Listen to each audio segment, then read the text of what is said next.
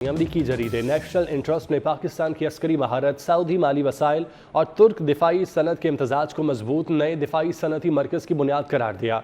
National interest के मुताबिक मक्का मुआहिदा गहरे सिफारती और अस्करी असरात के साथ साथ एक मरबूत दिफाई सनती निज़ाम की शक्ल इख्तियार कर सकता है। पाकिस्तान आलमी दिफाई मंडी में एक उभरती हुई ताकत है और ज़मीनी, बहरी और फ़ज़ाई दिफाई निज़ाम की मुकम्मल रेंज बरामद करने की सलाहियत रखता है। पाकिस्तान की बख्तरबंद गाड़ियों, हथियारों और गोला बारूद की बड़े पैमाने पर पैदावार की सलाहियत को सऊदी माली वसाइल और तुर्क जदीद टेक्नोलॉजी के साथ अहम करार दिया गया है। अपडेट कर रहे हैं अमरीकी जरीदे नेशनल इंटरेस्ट ने पाकिस्तान की अस्करी महारत, सऊदी माली वसाइल और तुर्क दिफाई सनत के इम्तजाज को एक मजबूत नए दिफाई सनती मरकज़ की बुनियाद करार दिया। नेशनल इंटरेस्ट के मुताबिक मक्का मुआहिदा गहरे सिफारती और अस्करी असरात के साथ मरबूत दिफाई सनती निज़ाम की शक्ल इख्तियार कर सकता है। पाकिस्तान आलमी दिफाई मंडी में एक उभरती हुई ताकत है, ज़मीनी, बहरी और फ़ज़ाई दिफाई निज़ाम की मुकम्मल रेंज बरामद करने की सलाहियत रखता है। पाकिस्तान की बख्तरबंद गाड़ियों, हथियारों और गोला बारूद की बड़े पैमाने पर पैदावार की सलाहियत को सऊदी माली वसाइल और तुर्क जदीद टेक्नोलॉजी के साथ अहम करार दिया गया है। पाकिस्तान की अहम सलाहियतों में लॉजिस्टिक सपोर्ट शामिल है। लॉजिस्टिक सपोर्ट दिफाई निज़ाम को तवील अरसे तक फ़ाल रखने में अहम किरदार अदा करती है। पाकिस्तान ने गुज़श्ता कई दहाइयों में जंगी आलात की असम्बली और तामीर नौ की सलाहियतों में नुमाया सरमायाकारी की, जबकि सरमायाकारी से पाकिस्तान का दिफाई सनती ढांचा मजबूत हुआ। नेशनल इंटरेस्ट की जानिब से ये कहा गया है पाकिस्तान के अस्करी महारत, सऊदी माली वसाइल और तुर्क दिफाई सनत का इम्तजाज मजबूत नए दिफाई सनती मरकज़ की बुनियाद करार दिया गया है। अमरीकी जरीदे नेशनल इंटरेस्ट की जानिब से यह कहा गया है मक्का मुआहिदा गहरे सिफारती और अस्करी असरात के साथ मरबूत दिफाई सनती निज़ाम की शक्ल इख्तियार कर सकता है। पाकिस्तान आलमी दिफाई मंडी में एक उभरती हुई ताकत है। पाकिस्तान ज़मीनी, बहरी और फ़ज़ाई दिफाई निज़ाम की मुकम्मल रेंज बरामद करने की सलाहियत रखता है। पाकिस्तान की बख्तरबंद गाड़ियों, हथियारों और गोला बारूद की बड़े पैमाने पर पैदावार की सलाहियत सऊदी माली वसाइल और तुर्क जदीद टेक्नोलॉजी के साथ अहम करार दी गई है। ब्रिगेडियर रिटायर्ड वकार हसन साहब ने हमें ज्वाइन किया है। वकार साहब, बहुत शुक्रिया आपका वक्त देने के लिए। मक्का मुआहिदे के हवाले से अमरीकी जरीदे नेशनल इंटरेस्ट ने बात की है कि गहरे सिफारती और अस्करी असरात के साथ मरबूत दिफाई सनती निज़ाम की ये शक्ल इख्तियार कर सकता है। आप कैसे देखते हैं? जी बिस्मिल्लाह, थैंक यू वेरी मच। अगर आप देखें पिछले 20-25 साल में पाकिस्तान की मिलिट्री, स्पेशली आर्मी में एक यूनिक, आप कह लें कि पोजीशन भी इख्तियार की और कैपेबिलिटी बढ़ाई है। एक तो वॉर ऑन टेरर था, फिर 2 कमीशन हुई हैं भारत के साथ और लास्ट ईयर उनको भी धूल चटाई गई है। तो ये जो फिजिकल कैपेबिलिटी है वेपन सिस्टम। दूसरा, इंडिजिनस प्रोडक्शन अलग से काफी बड़ी है, चाहे वो JF-17 थंडर का प्रोजेक्ट है, टैंक्स है हमारे अपने अलग फजल से, आप देखें PF और हैवी इंडस्ट्री टेक्सला में बन रहे हैं। इस आर्टिलरी गन्स है, एमुनिशन है, फिर ड्रोन्स हैं। उसके अलावा स्मॉल आर्म्स की बहुत ज़्यादा कैपेबिलिटी है और इस तरीके से एमुनिशन है हर तरह। उसमें फिर सबमरीन पे आ जाए तो पाकिस्तान का जो आप कह लें इंडस्ट्रियल पोटेंशियल है, जो मिलिट्री हार्डवेयर का, वो भी ज़्यादा डिस्कस नहीं होता, बट अलग से काफ़ी ज़्यादा। अभी आप देखें जो इम्पोर्ट्स हुई हैं, $4.7 बिलियन की इम्पोर्ट की है। अज़रबैजान ने, नाइजीरिया में JF-17 इस्तेमाल हो रहा है। इस तरीके से बाकी ममालिक भी आई थिंक बातचीत में है। हम लोग खुद भी इसमें इन्वॉल्व हैं काफ़ी।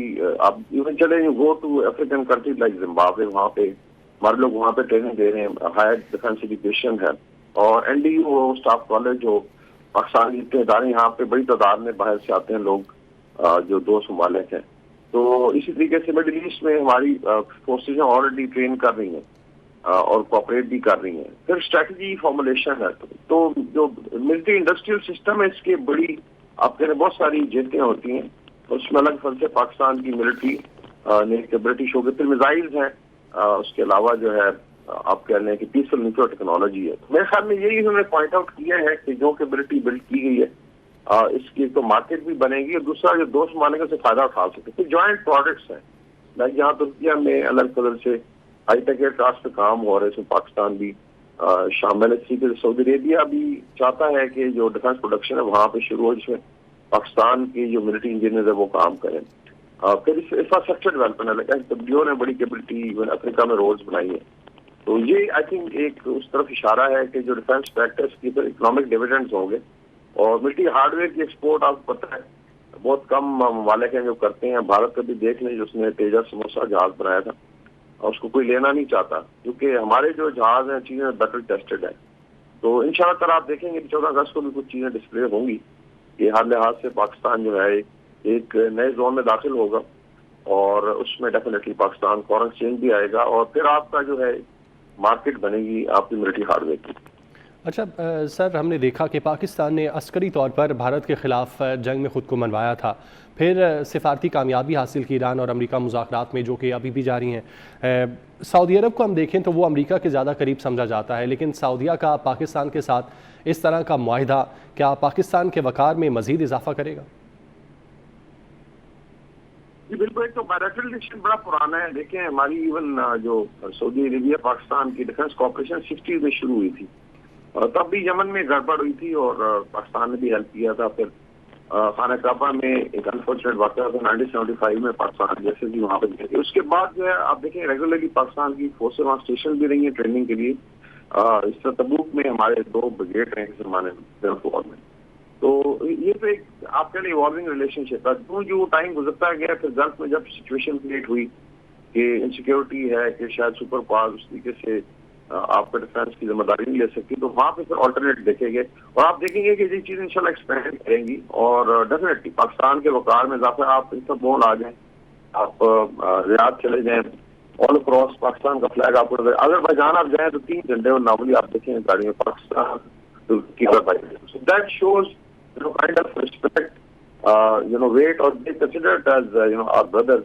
تو یہ I think again it's unprecedented. Main thing یہ ہے کہ آج جو ہے اللہ سے پاکستان کا جو جیو اسٹریٹجک انفلوئنس ہے، چاہے وہ ملٹری ہے ڈپلومیٹک ہے، وہ بے آف بنگال سے میڈیٹرینین سی تک پھیل گیا. یہ کبھی نہیں ہوا. اور اوپر آپ دیکھ لیں کیسپین سی سے شروع کر دیں آذربائیجان سے ریڈ سی تک.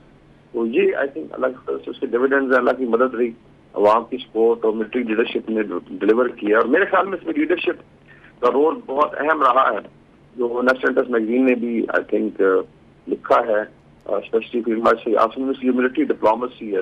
وہ آئی تھنک اس نے ایک نئی راہ دکھائی ہے پاکستان کو. اور انشاءاللہ تعالیٰ یہ ابھی تو آپ کہہ لیں کہ یہ شروعات ہے، اس میں آگے بہت گرو کرنا ہے. اور پھر آپ دیکھیں گے پاکستان کا جو اقوام عالم میں مقام ہے. ٹھیک ہے وقار حسن صاحب، بہت شکریہ آپ کے وقت کے لیے.